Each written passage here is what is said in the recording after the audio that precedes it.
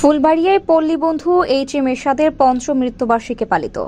ময়মনসিংহের ফুলবাড়িয়ায় সাবেক রাষ্ট্রপতি, জাতীয় পার্টির প্রতিষ্ঠাতা ও পল্লীবন্ধু এইচ.এম. এরশাদের পঞ্চম মৃত্যুবার্ষিকী উপলক্ষে শোকসভা, দোয়া ও মিলাদ মাহফিল অনুষ্ঠিত হয়েছে।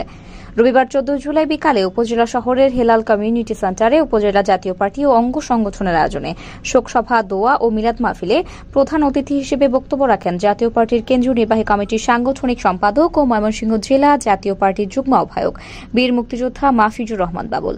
প্রধান অতিথির বক্তব্যে মাহফিজুর রহমান বাবুল বলেন, ফুলবাড়ী উপজেলা জাতীয় পার্টির তৃণমূল অত্যন্ত শক্তিশালী।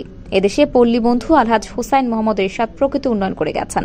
তাই আগামীতে জাতীয় পার্টির ক্ষমতার বিকল্প নেই। এবং আওয়ামী লীগ নেতাকর্মীরাও স্বীকার করেন, সাবেক রাষ্ট্রপতি, জাতীয় পার্টির প্রতিষ্ঠাতা ও পল্লীবন্ধু এইচ.এম. এরশাদ সাহেবের মতো করে আমরাও দেশ চালাতে পারছি না।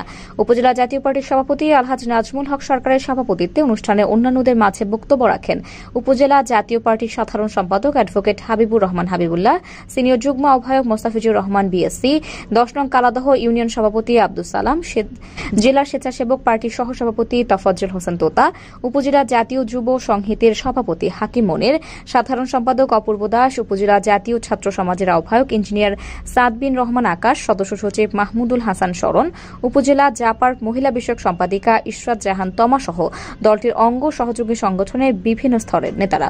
পরে প্রয়াত রাষ্ট্রপতি হুসাইন মোহাম্মদ এরশাদের আত্মার শান্তি কামনায় বিশেষ মোনাজাত করা হয়। মোনাজাত পরিচালনা করেন সংগঠনের সহসভাপতি মাওলানা আশরাফ সিদ্দিকী।